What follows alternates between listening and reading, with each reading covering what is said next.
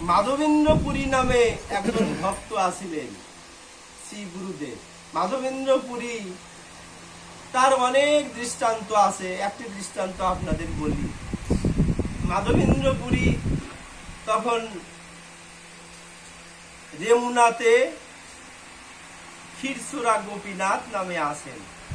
রেমুনাতে তখন অনেক দৃষ্টান্তই আছে। যাই হোক, তখন রেমুনাতে গোপীনাথে সেখানে প্রত্যেক দিন ক্ষীরের ভোগ হয়।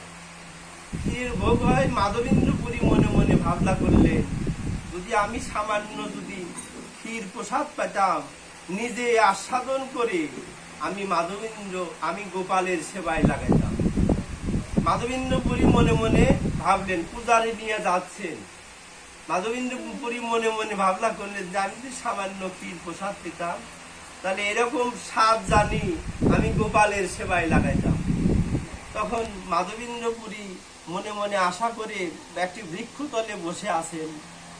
ইতিমধ্যে পূজারি পূজা শেষ করেছেন। করার পরে তখন কি করছেন, পূজারি শেষ করে 12 আটকের ভোগ হয়। কি দিয়ে ভোগ হয়? ক্ষীরের ভোগ। 12 আটকের ক্ষীরের ভোগ হয়। হলে পারেই তখন পূজারি পূজা শেষ করে মন্দির গেট মানে মন্দির দরজা বন্ধ করে রেখেছে। রাখার পরে তখন পূজারি যায় শুয়ে আছে। তখন পূজারীকে স্বপ্নে দেখাইতেছে, ওঠো ওঠো পূজারি, আমার এক ভক্ত আছে অনাহারে, দেখো আমার ধরার আসল তলে সেই ভক্তের লাগি আমি নিজেই ক্ষীর চুরি করে রেখেছি, সেই ভক্তকে দিয়ে আসো যাও। তখন পূজারি স্বপ্নে দেখতেছে এগুলা। স্বপ্নে দেখার পরে তখন পূজারি মনে মনে ভাবনা করলেন যে স্বপ্ন তো অবশ্যই বাস্তবতা হতে পারে। তখন ঘরে দরজা খুলে চা নাদি করে মন্দিরে দরজা খুলে দেখে ধরার আসল তলে দেখে যে এক ক্ষীরের আটকে আছে। পূজারি সেই ক্ষীরের আটকে গুলা মাথায় করে নিয়ে এমন করে বলছেন যে নামও কিন্তু বলে দিচ্ছেন স্বপ্নযোগী, যে নাম হলো মাধবপুরী।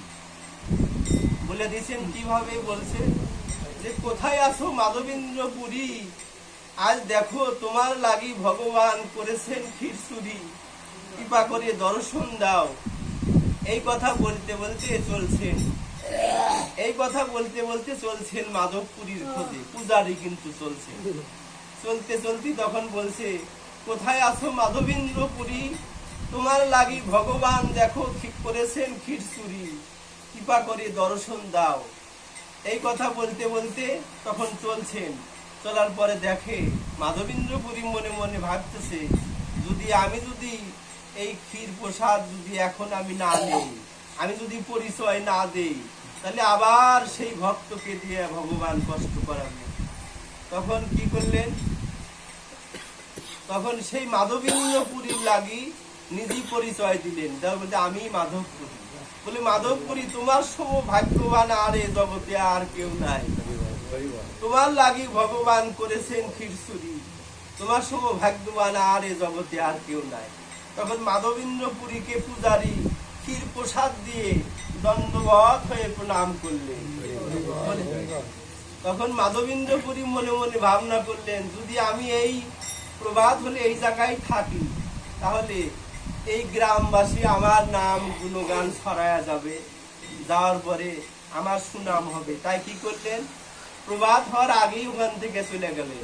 কিন্তু ভক্ত চায় না কোনোদিনও যে আমার নাম যশ গুণ সব হোক, কিন্তু ভগবান ভক্তেরই ভগবান। ভক্তে দেখেন এই মাধবেন্দ্রপুরী এখনো চৈতন্য ভাগবতে, চৈতন্য চরিতামৃত বলে সারা জীবনের মতো যতদিন চন্দ্র সূর্য আছে ততদিন তাদের নাম বলতেই হবে। এজন্য ভক্ত যারা, তারা ভগবানকে চাইতে হয় না, ভগবান আপনি ভগবান তাদের কৃপা করে।